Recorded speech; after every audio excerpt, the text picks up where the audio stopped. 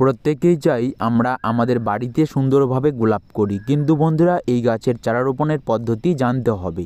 তা না হলে চারা রোপণের পর 1 মাসেও গাছের গ্রোথ হবে না, কোনো মতে গাছে ঝিমিয়ে যাবে, সঠিক ফুল ফুটবে না। দেখুন এই ছোট ছোট চারাগুলো মাত্র 10 দিন আগে আমি লাগিয়েছিলাম। চারা লাগানোর পর কোনো রকম গাছ ঝিমিয়ে যায়নি, সুন্দর গ্রোথ হচ্ছে, খাবারও দেওয়া শুরু করেছি। তো কি করে আমি এই ছোট ছোট গাছগুলো নার্সারি থেকে এনে লাগাই তা জানতে আমার 1 থেকে দেড় বছর সময় লেগেছে। তো বন্ধুরা, যে টিপসটি শেয়ার করছি এটি 100% কার্যকরী, যে কোনো গোলাপ গাছ লাগাতে পারেন। এই গাছের মাটি কিভাবে তৈরি করবেন তা দেখে নেব।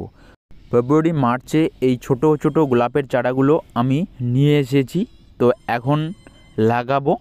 বন্ধুরা, এই নার্সারির চারাগুলোর মাটি দেখবেন একদম শক্ত হয়, কারণ এগুলো এঁটেল মাটি। এঁটেল মাটিতে তারা যে কোনো গাছের মাটি তৈরি করে ছোটো অবস্থায় লাগিয়ে থাকে। তো এটা নার্সারির মাটি, আমরা সহজে এই মাটিতে চাষ করতে পারবো না। এর জন্য আমরা নিজের মতো করে একটি মাটি তৈরি করব এবং এই মাটিতে খুব সুন্দর গোলাপ হয়। দেখুন আমি ছোটো ছোটো গাছগুলো লাগিয়েছি। তো নার্সারির এই গাছগুলো নিয়ে এসে প্রথমে এই ব্যাগটি কেটে নিতে হবে।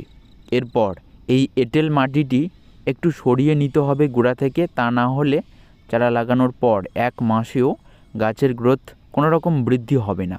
তো সাধারণ এই মাটিটি হাত দিয়ে সরিয়ে বসালে কিন্তু শেকড় ছিঁড়ে যাবে। তো এর জন্য যাতে শেকড়গুলোও ছিঁড়ে না যায়, মাটি সহজে সরিয়ে যায়, এর জন্য এই নিয়মে জল ব্যবহার করতে পারেন।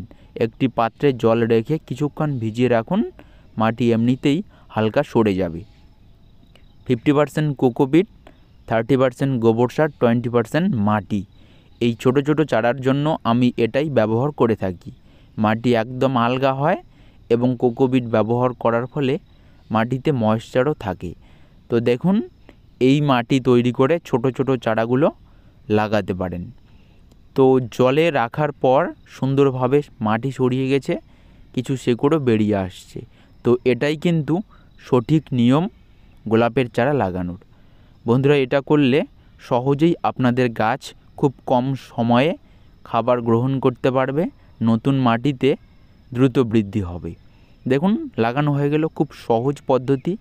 অনেকেই জানে না, সরাসরি এই চারাগুলো নিয়ে এসে লাগিয়ে দেয়, ফলে সেই চারাটি বৃদ্ধি হতে অনেক সময় লাগে, কারো 1 থেকে 2 মাস লাগে গ্রোথ নিয়ে আসতে। তো আমি বলবো এই নিয়মে করুন। আমি যতগুলো গাছ লাগিয়েছি সম্পূর্ণ গাছগুলোই ভালো হয়েছে। চারা লাগানোর পর ফাঙ্গিসাইড মিশ্রিত জল দিয়ে একটু শেডি এরিয়ায় 2 দিন রেখে দেবেন, তারপর রোদ্রে দেবেন, কোনো ক্ষতি হবে না। আমার এই গাছটি লাগানো 10 দিন হয়েছে, কোনো রকম কোনো ক্ষতি হয়নি গাছের, সুন্দর গ্রোথ নিয়ে বৃদ্ধি হচ্ছে। তো এই হলো সিক্রেট টিপস।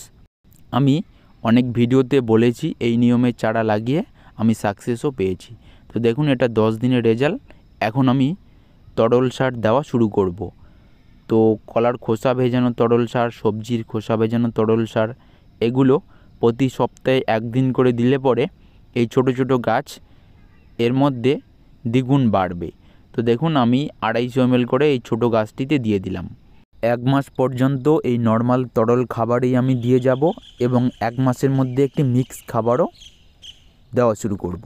তো সেই মিক্স খাবার গোলাপ গাছে কী দিতে হয় এ বিষয়েও ভিডিও আসবে, সাবস্ক্রাইব করুন। খুব তাড়াতাড়ি আপনারা গোলাপ গাছে সফল হতে পারেন ভিডিওগুলোর মাধ্যমে। ধন্যবাদ।